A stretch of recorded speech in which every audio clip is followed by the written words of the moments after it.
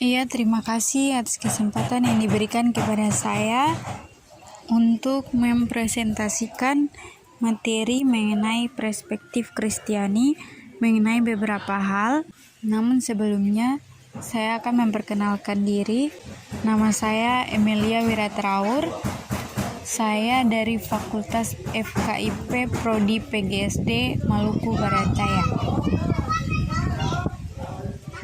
Pertama-tama saya akan mempresentasikan materi mengenai perspektif Kristiani mengenai hakikat dan tanggung jawab manusia.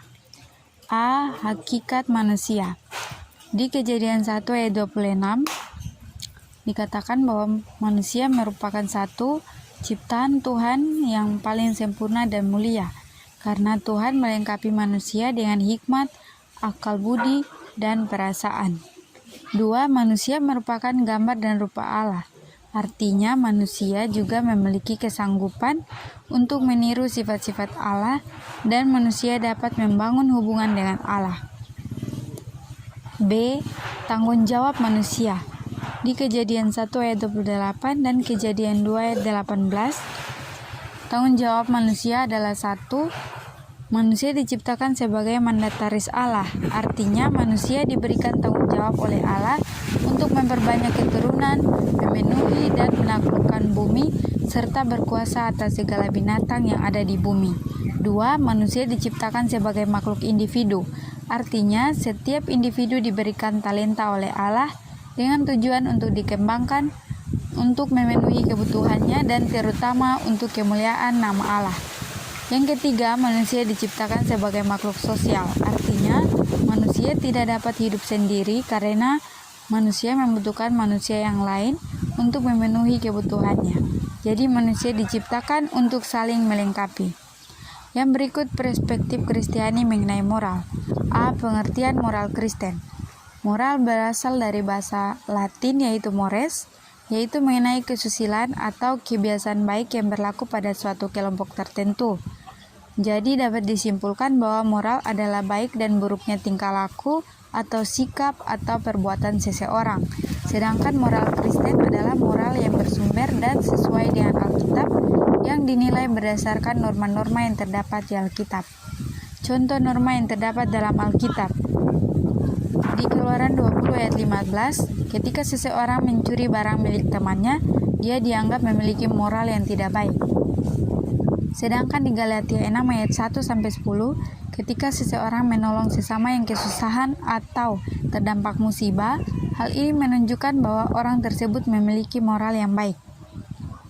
B. Masalah-masalah moral dalam masyarakat, yaitu 1. Penggunaan narkoba, mengkonsumsi minuman keras, seks bebas yang akan mengakibatkan penularan HIV/AIDS, pornografi, kumpul kebo, homoseks, lesbian, aborsi, tindak kekerasan, kolusi, nepotisme, perjudian, dan pemerkosaan. C. Pandangan Alkitab mengenai masalah-masalah moral terdapat di Amsal 20 ayat 1, Kisah Para Rasul 5 ayat 11 dan 12, 1 Timotius 6 ayat 10, Keluaran 20 ayat 14, Galatia 5 ayat 19, 1 Tesalonika 4 ayat 3, dan 1 Timotius 5 ayat 22. Yang berikut perspektif Kristiani mengenai iman Kristen dan iptek. A. Iman Kristen secara etimologis. Secara etimologis, iman berasal dari bahasa Ibrani emunah yang artinya percaya. Sedangkan dalam bahasa Yunani pistis artinya iman. B. Pengertian iman Kristen. 1. Iman adalah sikap batin terhadap Allah. 2. Iman adalah suatu keyakinan, kepercayaan kepada Allah sebagai penyelamat. 3. Iman adalah hidup karena mengandung kepastian hidup. 4. Iman berhubungan dengan ketaatan dan kesetiaan. C. Hubungan iman Kristen dan ilmu pengetahuan. Menurut Ian Barbour, ada 4 tipe hubungan iman dengan ilmu pengetahuan, yaitu 1. Pertentangan atau konflik, yaitu adanya pertentangan antara ajaran Alkitab dengan ilmu pengetahuan. Contohnya, Beberapa ilmuwan mengatakan bahwa manusia merupakan hasil evolusi dari kera. Namun, jika berdasarkan yang Alkitab katakan, manusia merupakan hasil ciptaan Tuhan yang paling mulia. Yang kedua, perpisahan atau independence, yaitu ilmu pengetahuan dan iman berjalan sendiri-sendiri dengan bidang garapan, cara dan tujuannya masing-masing tanpa saling memedulikan. 3. Perbincangan atau dialog, yaitu hubungan saling terbuka dan saling menghormati karena keduanya ingin memahami persamaan dan perbedaan masing-masing. 4. Perpaduan atau integrasi, yaitu ilmu pengetahuan membantu memanusiakan manusia untuk menjaga dan melestarikan alam semesta. Ilmu pengetahuan atau teknologi natural dapat menyimpulkan eksistensi Allah dari bukti rancangan dalam alam. Yang berikut perspektif Kristiani mengenai masyarakat majemuk yang berkeadaban. A. Pengertian masyarakat majemuk yang berkeadaban adalah masyarakat yang memiliki latar belakang kehidupan yang berbeda dari aspek suku bangsa, ras, agama maupun budaya, namun menjalankan norma-norma yang berlaku sehingga terciptalah keadaan yang aman, rukun, dan damai. B. Cara-cara mengembangkan masyarakat majemuk yang berkeadaban, yaitu 1. Internalisasi, yaitu menjadikan norma sebagai bagian penting dalam hidup. 2. Eksternalisasi, yaitu mencurahkan fisik maupun mental diri saat dibutuhkan di masyarakat. 3. Sosialisasi, yaitu membentuk sikap untuk berperilaku sesuai dengan perilaku kelompok masyarakat. 4. Imitasi, yaitu proses meniru tingkah laku yang baik dari orang lain dan menjadikannya sebagai bagian dari tingkah lakunya. Yang kelima, conformity, yaitu proses penyesuaian diri dengan masyarakat. Yang keenam, folkways, yaitu menjadikan perbuatan baik sebagai kebiasaan. C. Faktor-faktor penghambat masyarakat majemuk berkeadaban, yaitu 1. Kebijakan politik, 2. Eksklusivisme dan fundamentalisme agama, 3. Identitas primordialisme, 4. Kemiskinan, 5. Irasionalisme. D. Tanggung jawab orang Kristen dalam mengembangkan masyarakat majemuk, yaitu 1. Menghidupkan, memelihara, melestarikan, dan meneruskan nilai-nilai budaya lokal masyarakat.